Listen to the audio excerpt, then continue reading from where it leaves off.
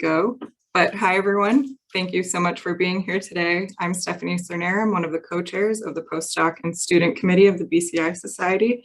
And today is part one of our BCI-fi series. And we have a great list of speakers who are going to give their experiences in publishing, developing, writing, and also fostering BCI-fi. And these include Dr. Brendan Allison from the University of California, San Diego, Andy Weir, the author of the Martian, Stephen Ho, oh my gosh, I'm blanking, but the host of the podcast Neurratives, and also an engineer at Blackrock Neurotech. And finally, Dr. Eric Leuthardt, who is a neurosurgeon at Washington University in St. Louis. And as this presentation goes on, please feel free to ask any questions in the chat, and I'll try my best to get to them as the presentations go on. So Dr. Allison, if you would like to start. All right, thank you all for coming. And so to define what this is, I first defined it in a book chapter that I published in 2009. Bci or BCI-fi is just science fiction that involves BCIs. It's a simple definition. And I'm using a broad definition here. So the BCI doesn't have to be central to the story. It might just play a minor role. Passive BCIs are considered BCIs. I won't argue that at this time. And not going to squabble about computer to brain interfaces. So it's there are a lot of things that are close to BCIs and are worth considering and such. So I had two parts to the short talk. First, I wanted to present an analytical framework for Bci. Now I'm wondering how to pronounce it. And so I'll get to that. Bcifi. So yeah, we can argue that later. Yeah. Hope and altruism. So this is one way you can look at stories in terms of not just BCI stories, but other ones, in terms of do they convey hope or altruism with respect to the BCI itself, the BCI users, the designers, the people who control it or how it's deployed. It's fun thinking about that one, and other people, right? And this is one simple component of an analytical framework. And also the intended or actual applications. Is the BCI meant to help people? Is it meant to help control the world? Usually the latter. I'll talk about that more later. And then, of course, within the plot itself. And regarding hope and realism, which is the next thing I'll introduce, of course, science fiction authors in general are not scientists nor journalists and don't have to be. However, these kinds of things can influence hope and despair and perceptions and expectations and a variety of decisions. So a lot of us in the BCI field have received odd and occasionally rather ominous or even threatening communications from people who don't like BCIs. They might feel that a BCI is being used on them against their will and such. So that's why I had the last part about threatening BCI practitioners. But more broadly, it influences the kinds of studies that are and conversations that you have when you go out and you talk to people in public. They'll say, oh, you work on BCI, something like Spider-Man 2. And you're like, no, not really like that. Not at all. not remotely. The Matrix, no, not even close. And of course, with realism, what are you comparing it to? So that's another way that you can analyze these different works of fiction, is how realistic are they compared to like BCIs today, or BCIs in 10 years, or BCIs ever. So there are some things that are so far out, they have introduced good discussions with colleagues about whether that is ever possible. Like, could you ever do that with any technology? Dr. And then, really quickly, you'll have to reshare your presentation. Oh, that's too bad. I'm going back to share screen. Sorry about that. No worries. Can you guys see it again? Perfect. Yep. All right.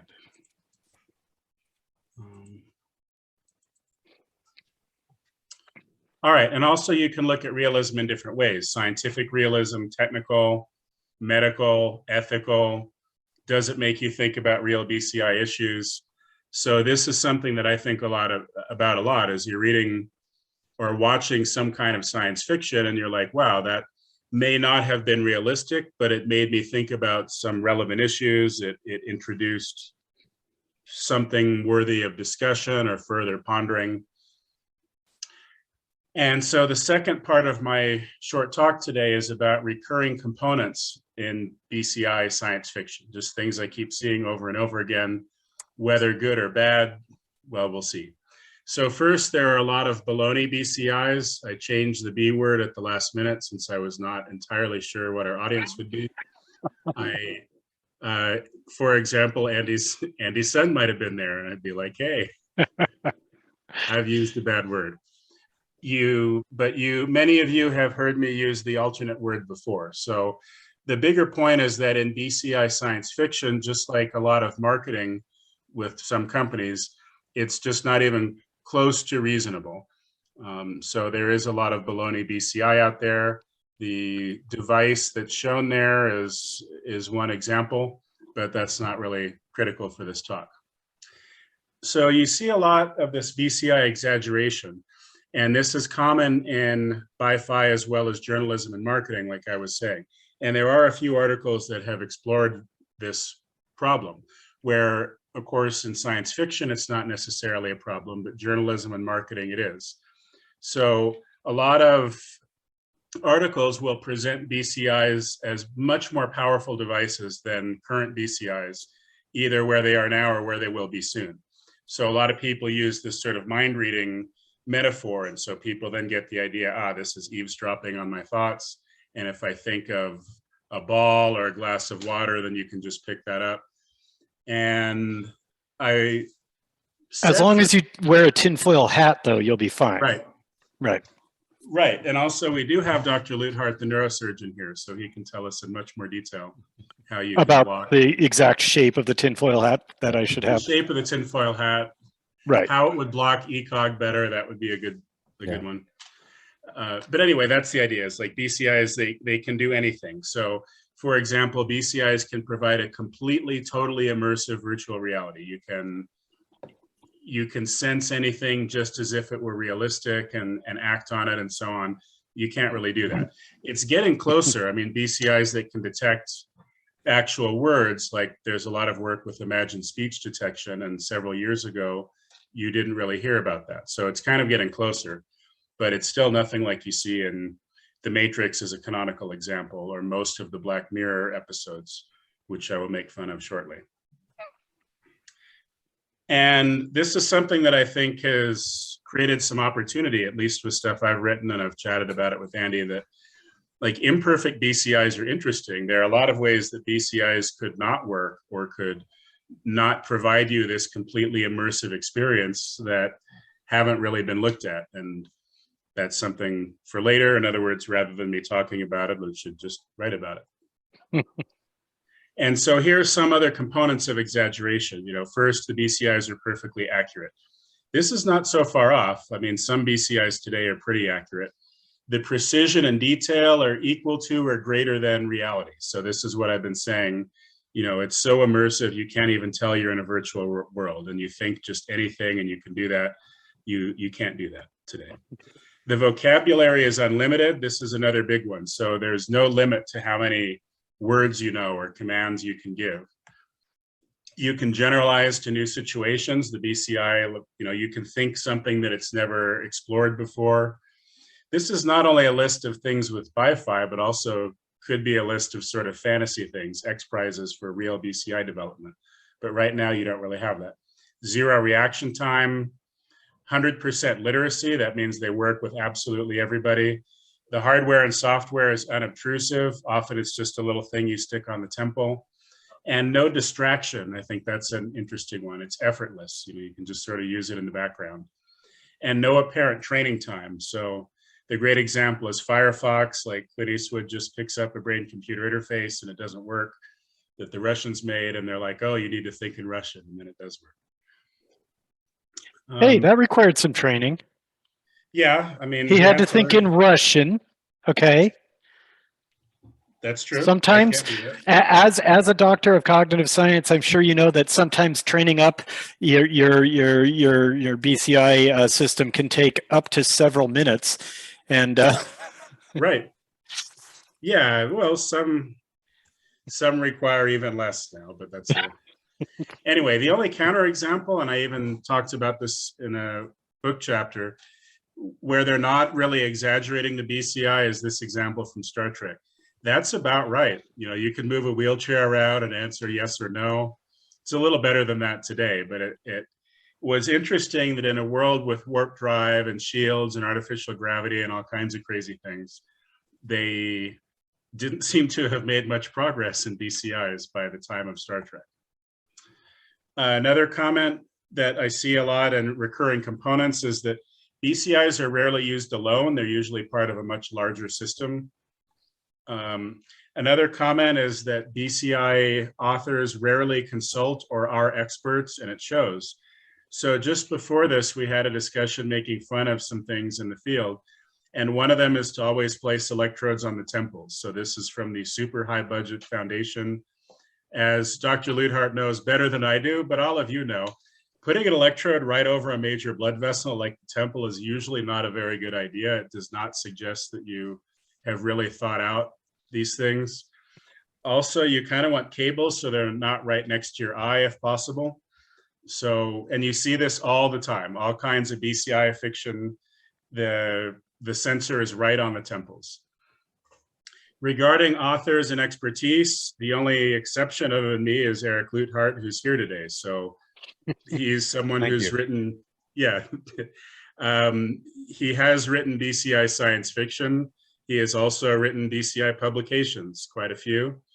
The reason I put this chameleon thing in there, that is the chameleon from the GTEC award, but there is also a chameleon character in his book, a rather evil character who makes me not kind of want to hang out with Eric. I'm scared of him. Anybody that could write such a character. And then finally, coming toward the end, another very recurring component is that BCIs are used by evil people for evil goals, right? And so BCIs are almost always bad. These are examples of them, only a few examples.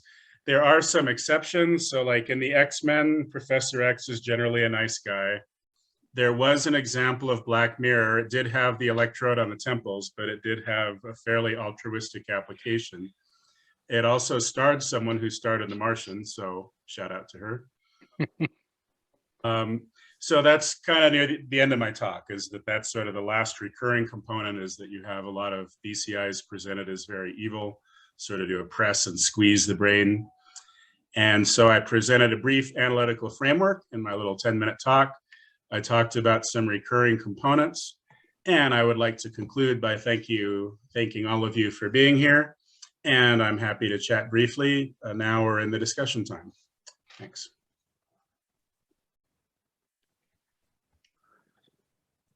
Thank you so much. We did have a question in the Q&A, and it is, what are the major hurdles in non-invasive passive BCIs? Well, that's a question more for the field overall, as opposed to just fiction. The major hurdles are kind of similar to what they have been for a while. One is a practical field system. There's been a lot of progress on that, but 10 years ago, you'd have to have an electrode cap that was wired. You had to have gel because people didn't really get into active electrodes back then, around then. And the idea of sort of ubiquitous, easy access to any type of brain-computer interface wasn't there. That's still a huge hurdle. If there were something like the examples I showed, where you just have something and you stick it right on your temple and there is no need to put on gel, it just stays on, it presumably provides a good signal other than that you have blood flowing through your temple, that sort of thing. Another big one is utility. So what do you have the passive BCI, what are you doing with it? What information is it providing? Is it useful to you? So that's a brief answer. And the book chapter I mentioned earlier, Allison 2009, that was a chapter where I was trying to get into those questions in much more detail. It was titled Toward Ubiquitous BCIs. So Thank you. I have another general quick question, and I think this can be for everyone on the panel, and it might serve better later, but when you write BCI-fi, or how do you say it? I don't know That's yet. Bci-fi. Wi-Fi, yeah. I kind of like that better. When you write, Seems like LGBT fiction, though, right? When you're writing, do you ever see your writing influence BCIs, like the field of brain-computer interfaces? Have you seen that at all? For me, it has. Well, I'm betting the papers that they've written have.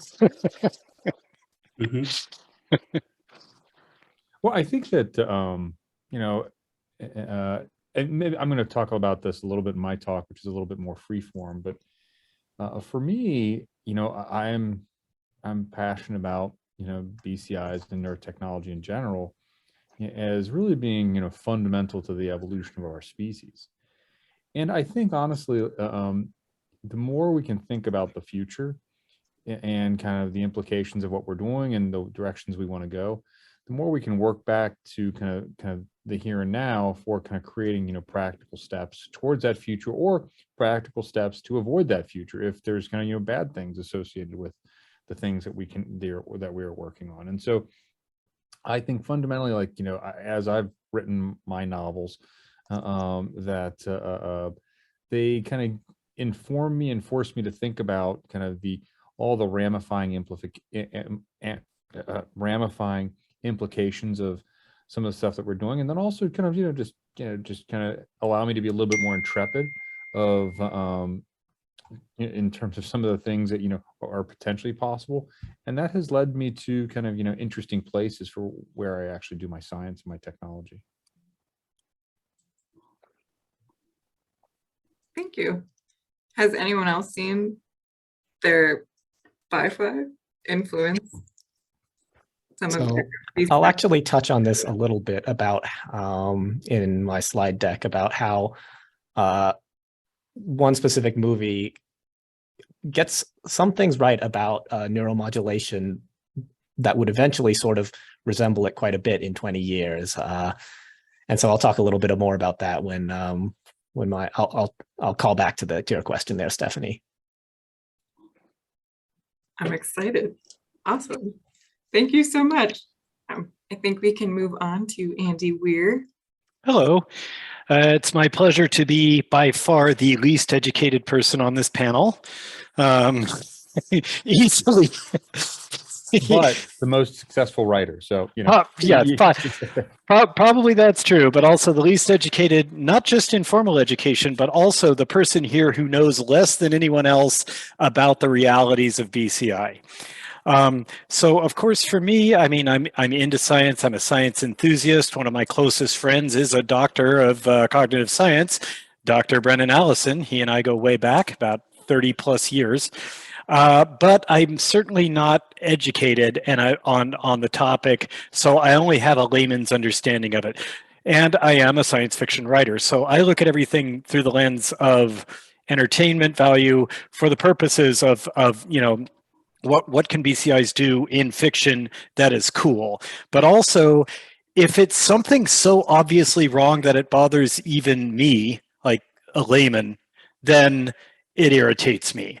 So yeah, the electrodes on the temples. I also kind of wonder, wouldn't you get a lot of movement artifacts from the eyes? And then also just the inevitable, if you die in the Matrix, you die in real life. I'm like, I don't know a lot about brains, but I think they're a little more robust than just like you die if you think you should, right? Like That was the movie Dreamscape. Yeah, Dreamscape. Yeah. The evil BCI movie. Right. Well, yeah, I was actually going to mention that. So I have that listed as one of my favorite BCI movies because remember, I'm here for entertainment purposes, not real science.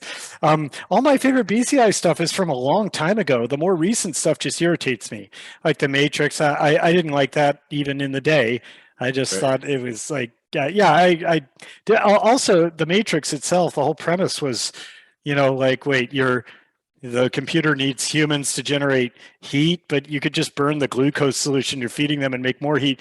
The original concept for the story was that the brains of the humans were one gigantic neural network that was the computer. And that made a lot more sense. That was much better. Yeah. That was way better.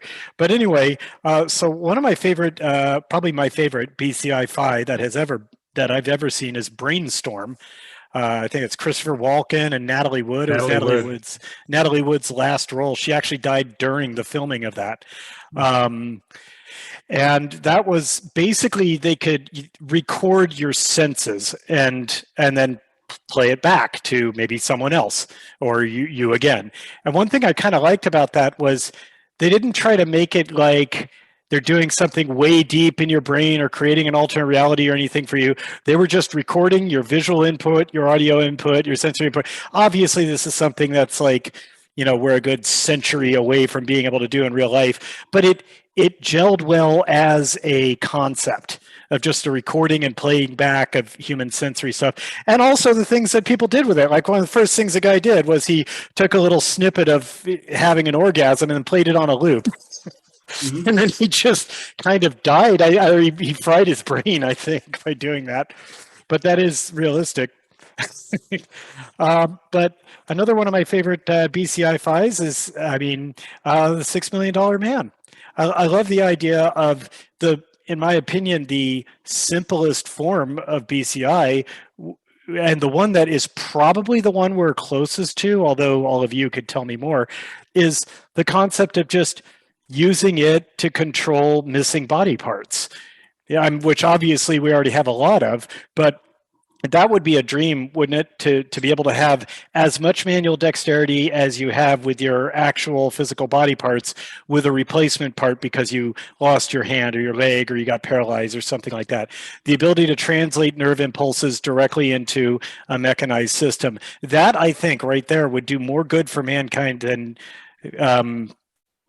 most other conceptual ideas that I've seen BCI used for. And I mean, again, I have to say, I did like Dreamscape. I know it was dumb. I know it was silly. And what's even funnier is like halfway through the movie, they realize they don't need the equipment at all. Right. And that was the best part. It's right. It wasn't BCI. It was just BI. Well, Dennis Quaid realized that his psychic powers were sufficiently developed that he didn't need the equipment. Well, and the bad guy had the same thing. The bad guy also didn't need the equipment. So they both go into the president's brain and fight about it. Right, and it would have been better without, because then you didn't need anything supernatural before then. It was just they had a way to go into someone else's brain that was explained technologically. But anyway, Dennis Quaid was a psychic in the beginning of the movie, and they just went with it. Yeah, I mean, but then it's not even really BCI-fi. So like for the first third of the movie, it's a BCI-fi movie, and then after that, they're like, the computer's inconvenient to the writing, so we'll get rid of it. But yeah, oh, by the way, one minor note, Dr. Allison, on, so why couldn't they, fix up Captain Pike, It's like, why is it that they have warp drives and stuff like that and they can't fix them up? Well, in the Star Trek universe, you're really not allowed to do any sort of major changes to your body. It's actually against the law within that. And that's why comms people, the augments, these superhumans and stuff like that, it's outlawed. So I don't know if they'd be allowed to, do more to Captain Pike. I think it's a policy thing. That's one for further discussion. Yeah, we can argue about that. I don't know, but for me, I tend to write realistic sci-fi, and I don't really know enough about brains to be realistic. I've talked to Brendan about it in the past, and I've had story concepts in the past that I ultimately abandoned, where I talked to him at great length about how I had an idea where I wanted to take a really scientifically gritty view of telepathy and how it worked, and not telepathy, my mental communication, right? And I said let's say that's a thing, and then I asked Brendan well, okay, so let's say I'm able to link some of this part of my brain to that part of the brain, and then but we get disconnected. And Brennan was telling me all these cool things. It's like, well, you could lose the visual information, but you'd still have your blind sight, so you'd still kind of know where things are, and then so that the detachment from that would make some really interesting stuff. And I had a lot of fun talking about that with him, but I wasn't confident enough to try to make a story out of it. One of my favorite quotes about the human brain and the level of research that we're at comes from Brendan, where he said, people think that we have this great deep understanding of the human brain, but we're only at the very, very beginning of scratching the surface of what the hell's going on there. So what is it? Currently, currently brain research is like trying to reverse engineer the source code to Microsoft Word by watching the hard drive light. Yeah. I like it. I love that. And like, yeah, it really shows you like, you're like, oh yeah, you really are not getting a lot of information about what's going on in there. Anyway, I know I just kind of rambled, but you know, that's what I do. That's so I don't what we know if wanted. anyone has, if anyone has questions for me or me, the least educated of this panel. I have a quick question. Hmm. You mentioned all of those movies, which I will one day watch. I know you said that you tried to write BCI-fi, but the story didn't develop. Did those movies influence your other books in any way? No, you know, I can't think of any of my stories really having much in the way of BCI-fi, unfortunately, just because I guess I focus heavily on space stuff, right? And in the space stuff, it's all like you do the minimum amount of invasive technology that is necessary. So you don't try a fancy brain reading interface to control the spaceship. Go ahead and use switches because we don't want this thing to be the thing that breaks and kills you, right? So I guess it's just not the sort of stuff I end up writing that often. See, I think some questions here, like, is Robocop considered BCI-fi? Well, I considered the $6 million man BCI-fi, so cyborgs in general, I would say, are, right, your brain and a computer, and there's an interface, so why not? That's something that Robert Hampson might get into more in the next one. So the second event that we're having in August, he's talking about the $6 billion man. So he's an expert on it. Let's see. I'm looking through the questions. I don't know which ones are directed at me versus what else. I mean, I can always offer opinions. With regards to powering BCI chips, energy harvesting can be a useful technique. Induction charging. Yeah, that's neat. Yeah, that's always actually been kind of a question of mine. Is like, how do you power electronics that are permanently implanted in your body? I mean, for pacemakers and stuff like that, what do they do? Eric? What's the question again? I was just reading. Sorry, I was reading a question on the. My question was the current state of medical science. How do we power implanted things in your body, like a pacemaker, for instance? Lithium batteries.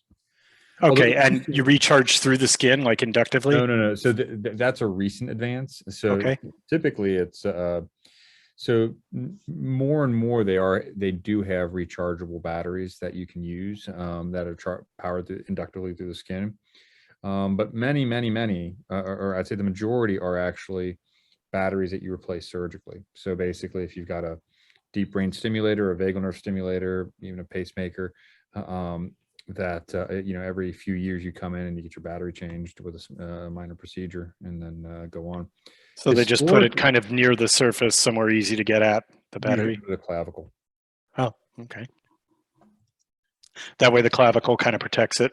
No. Sorry, like inferior to the clavicle. Oh, okay. In your chest, under your skin, right above your pectoralis.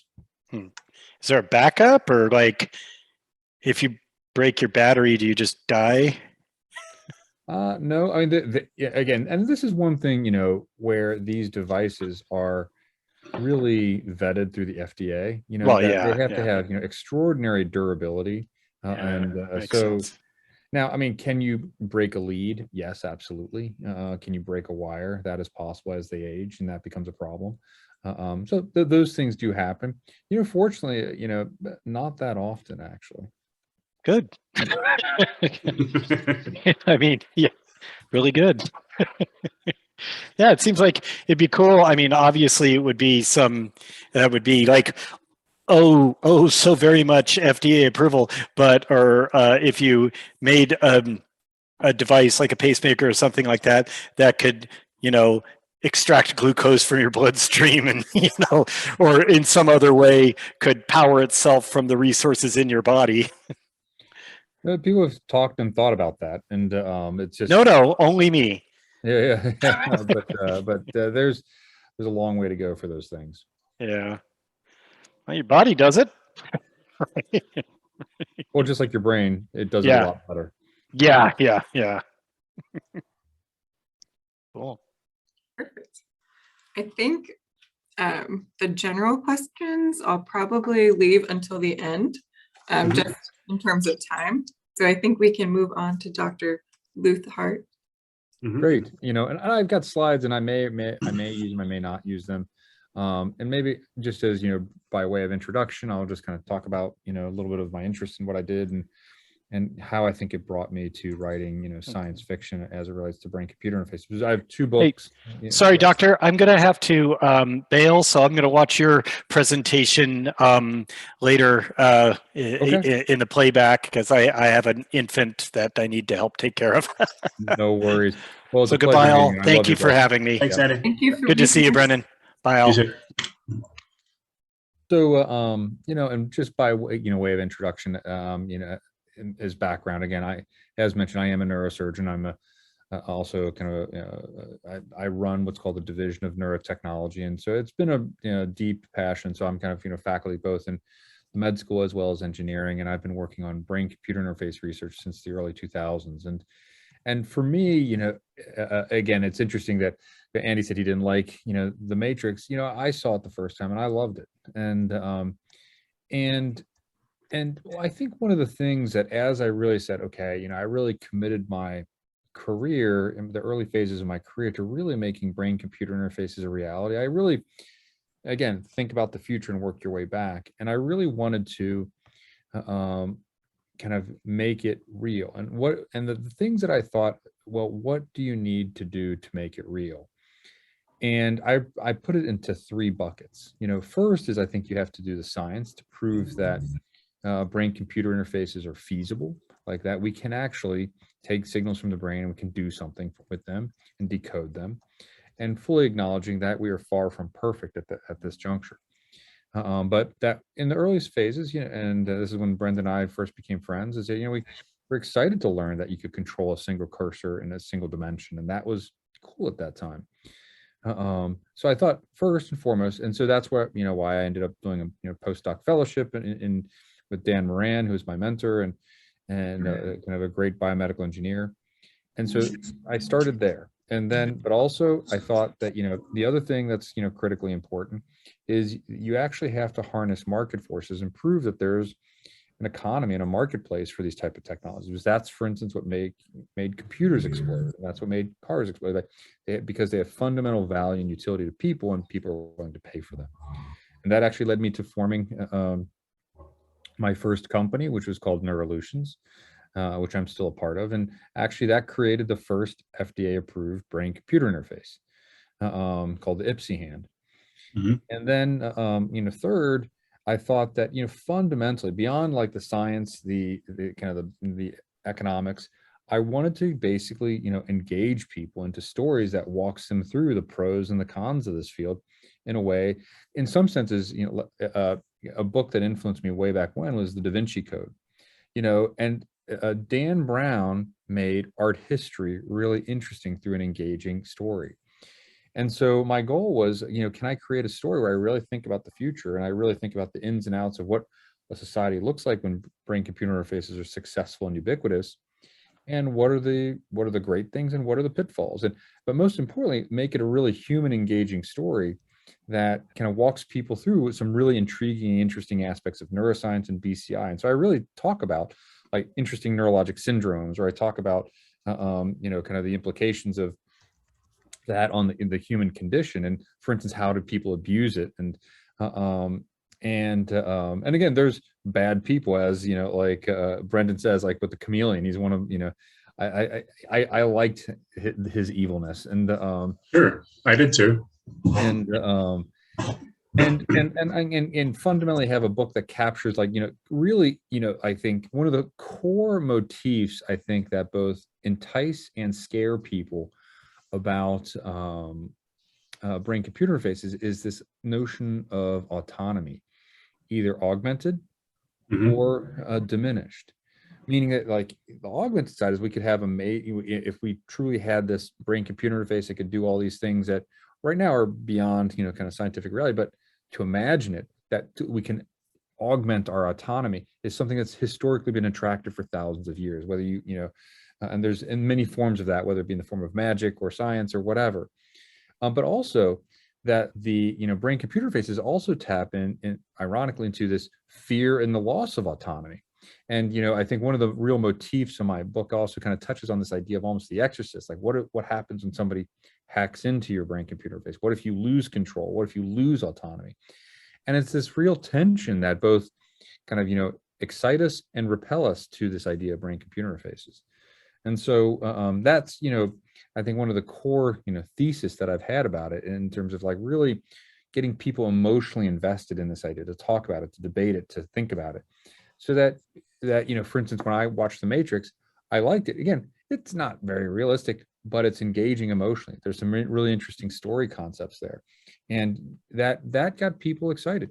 Just like Dan Brown got people excited about art history for the first time in, like, you know, like decades in the lay press. And I think that's kind of our job, is to communicate through human stories about some of the science that we're doing. So, I mean, I think that's, you know, and again, I can dive deeper into what are some of those issues, and I can pull up some of my slides. Hold on for a sec. Unless people have questions, I can pause there. There is one question in the chat. With our BCI technology in infancy, what next step would bring BCI technology into everyday life? That's a good question, and I'm working on that. So I think, so BCIs have to have a fundamental value and utility. So again, the one company that I'm working on, Neurratives, is creating a brain computer interface to give function back to stroke. It's been FDA approved. We have, you know, multiple publications. That's a, you know, and I'd say that's a restorative therapeutic intervention. But I think the next generation of technologies that we're working on is brain computer interfaces to improve mood and attention. Now, I think one of the interesting things here is that as we think about mood and attention, again, I think when you look at the history of biomedical technology, you often see a transition that goes from restorative to augmentative. Again, plastic surgery is a classic example where, you know, all the procedures that are done from a aesthetic standpoint were historically done for restorative purposes. Nose jobs, breast augmentations, they were done either for mastectomy for cancer or, you know, kind of trauma. But then people said, oh, well, I can use this to change myself. And I think the culture of I can change myself is growing. And I think that if we can create a technology, for instance, that is truly an outpatient procedure that treats, for instance, depression, which is something, and, you know, I guess, you know, put a plug in for this company that I'm working on, Intercosmos, that, you know, very soon, you know, stay tuned, we will be implanting, you know, really minimally invasive devices to treat depression. But what happens when those devices can also be used to not just enhance your, you know, your kind of restore your mood in a depressed state, but what if they can enhance it? What if they can enhance your attention? What if they can improve your attention so that you have better memory and are smarter? And I think just like we've seen kind of, you know, Ritalin used far beyond ADHD, I think you're going to see similar technologies. Again, this is where we have to have a conversation of how do we use them and apply them in an intelligent fashion so that they are not abused or create, you know, kind of really significant economic, you know, separations of people. But I think that to answer that question is, once you can see real individual consumer level market value, then you'll see it take off. Do you think we're close to that? Yeah, I do. Yes. I think for those applications, yeah, I would say within the decade, I think you'll see consumer level implants. I think it's a reasonable possibility. Simple stuff. I want to be clear, and it may not be truly BCI like the matrixy type of stuff, but what if you can, and when I give talks, like to, for instance, in high school and college and stuff like that, I ask people to show me their hands. Like, what if I could, do a 20 patient procedure or 20-minute procedure? I can guarantee you there's no neurosurgical risk, maybe a small incision in your scalp, and I can improve your attention and memory by 20%. So that improves your ability to do well in test scores or to get a job. All the hands go up these days. I'd say 10 years ago, that wasn't the case. But I think that, again, cultural perceptions have changed about body modification. Well, there used to be ethical and practical prohibitions against heart surgery, for example. I mean, there was a time when no doctor, let alone any layperson, would want to undergo that procedure. Nobody really knew how to do it. It wasn't thought of as a viable treatment for certain conditions. So similarly, just like other types of augmentation or BCI, yeah, morality changes. It may increasingly be the case that people are comfortable with procedures that they weren't before. Yeah, no, and again, I think that was, for instance, plastic surgery like 30 years ago. That was very fringe. Now you say, now it's like an award on a game show, right? Like, so it's, things will change. Those high schoolers are much braver than I.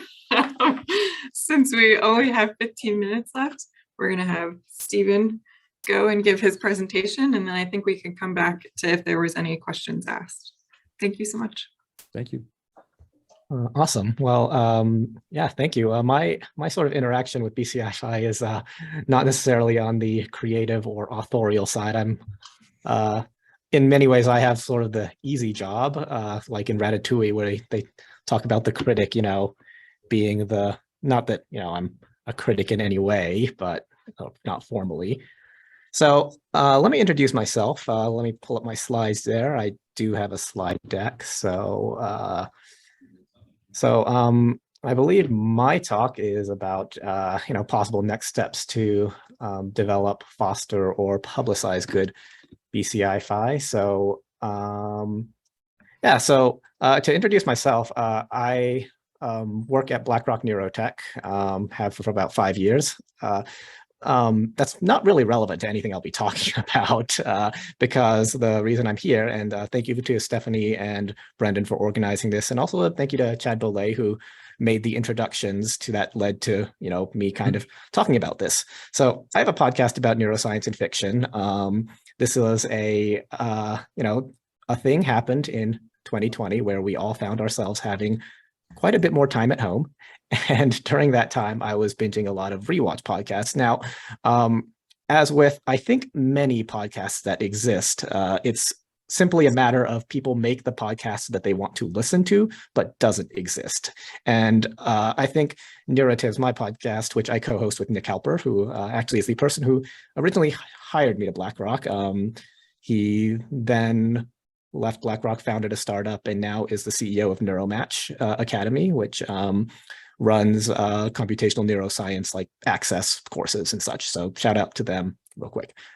But like I said, we have a large focus on BCI and sci-fi because in fiction, that's just sort of disproportionately what neuroscience themed movies will focus on, BCI and sci-fi. But we also do cover movies that address basic neuroscience and clinical neurology. And fun fact, we recently released our episode 20 with which was a panel episode with some guests. So what do we do on the podcast? And we do movie recap with commentary and science breaks when there's something interesting. A few, again, we have 20 episodes, and some of what we've done are Pacific Rim, 51st States, Inside Out, Total Recall, The Terminal Man, which I will spend quite a bit of time talking about actually on this.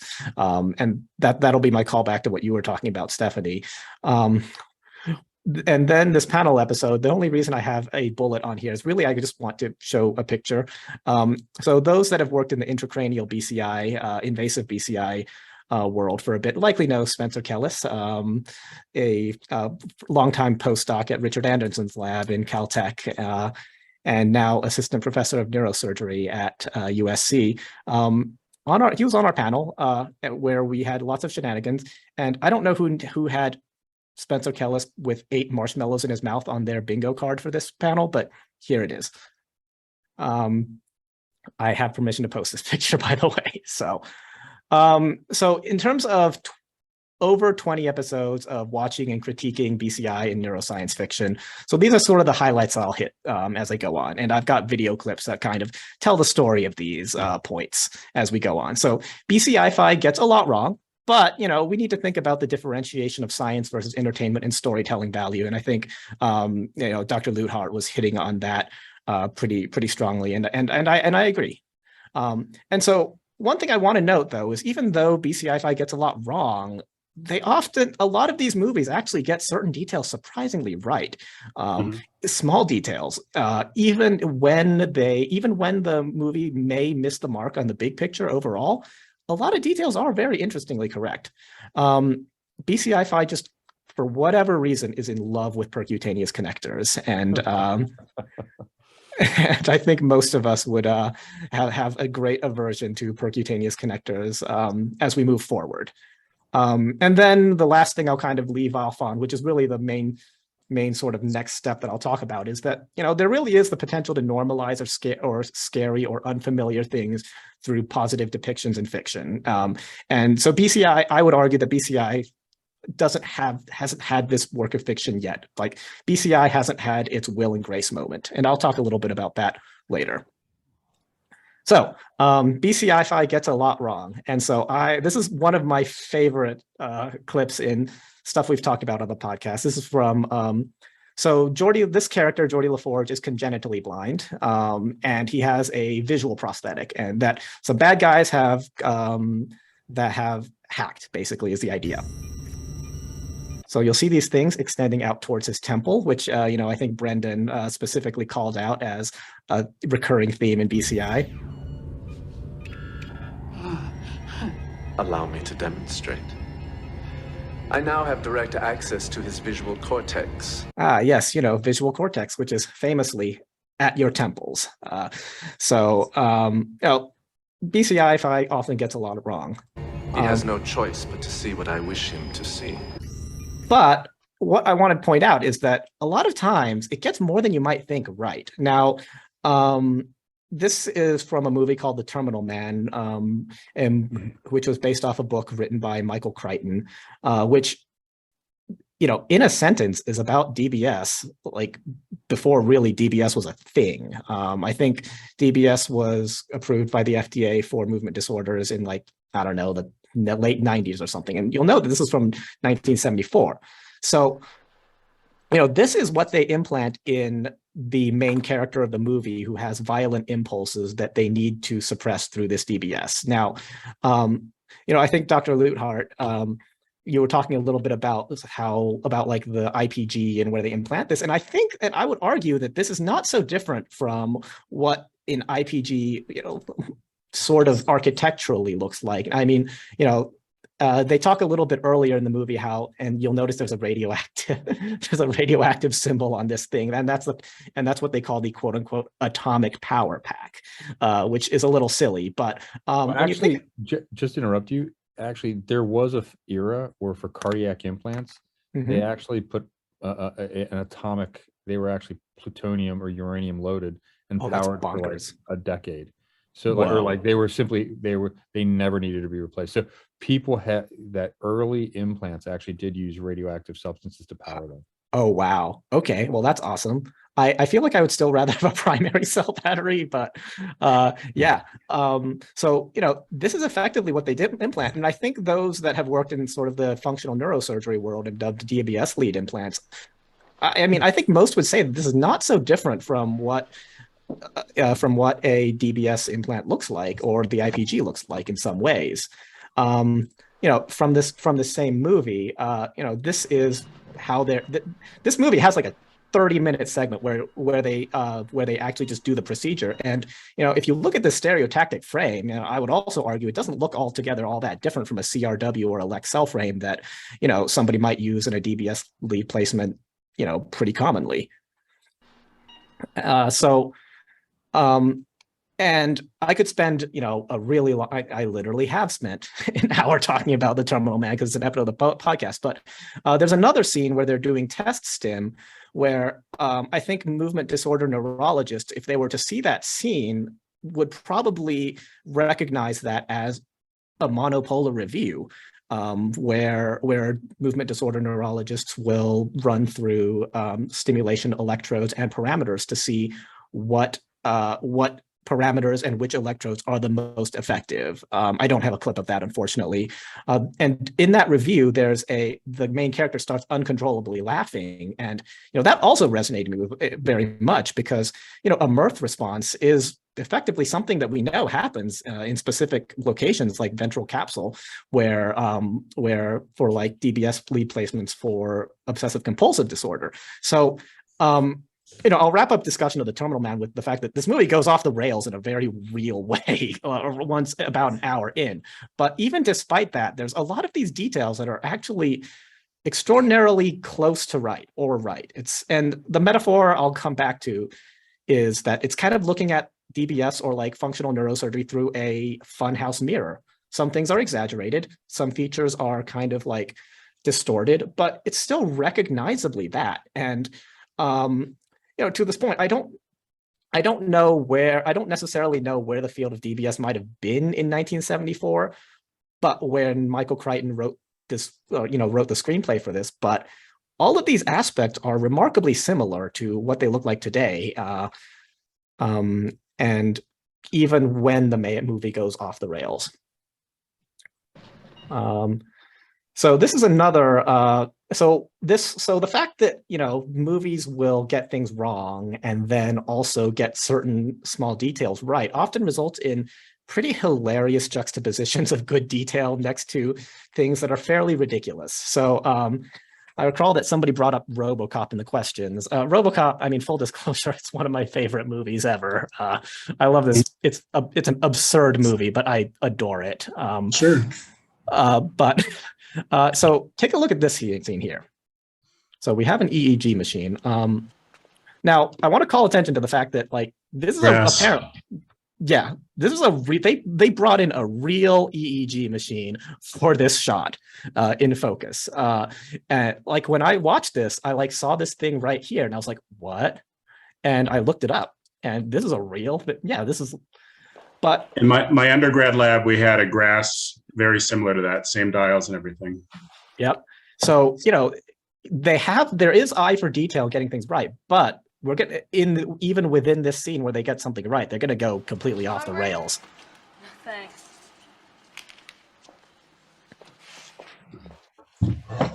So Robocop's going to have a flashback here.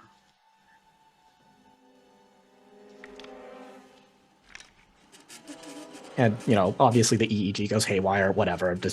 That's not really the point, but.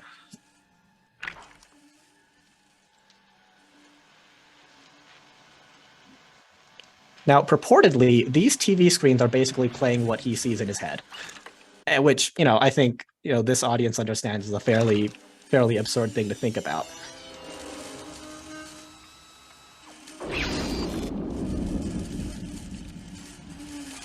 Right, and so you can see that sort of picture popping up here. And so, that's another sort of major observation that I've had, it's often great detail and then something ridiculous. Yeah, and so, when I looked this up, that's a real EEG machine, Brendan, you were mentioning. So another example I want to put of this, and Star Trek is kind of a particularly bad offender in that their tech will basically do whatever the script requires. Medical log, stardate 42976.3. I can't keep the alien infection from spreading to Commander Riker's brain. Once there, it will kill him by dampening neural impulses. The only way I can keep him alive is to force the neurons to stay active by stimulating them directly with electrical impulses. Okay, so that's all a fair amount of sort of silly techno babble here, but this thing here, I mean, in some ways, I would argue that you know, doesn't necessarily look all that different from maybe like a gamma knife machine or something, or a radiosurgery machine, if you were kind of like closing one eye and not looking too carefully at it. So, you know, it's you know, it's always a little bit of give and take for BCI-fi. So, I think, so now I want to talk a little bit about percutaneous connectors. Again, I understand sort of the storytelling, and so because what we do on the podcast largely focuses on TV and movies, it's a visual and audio medium. And often there are like satisfying visual or audio like elements to these percutaneous connectors. But, you know, I think as most of us in the field understand, there's complications with percutaneous connectors. Your wound margins are annoying, there's infection risk, you know, and et cetera. And, you know, and I've put together a little supercut of some of the percutaneous connectors we've talked about in the podcast before. Yeah, I heard. So this is from Ghost in the Shell, both the live action and the animated. All the noise in your brain today. Too long. I'm going in. And they're just, you know, she's just kind of like tugging them out there. Whoops, kind of just tugging them out. Are you there? Yeah, I heard you. I'm surprised you can hear anything. What's with all the noise in your brain today? Too long. I'm going in. Yeah, and then this part just like, I don't know, this part just like made me cringe watching the interaction with the percutaneous connectors.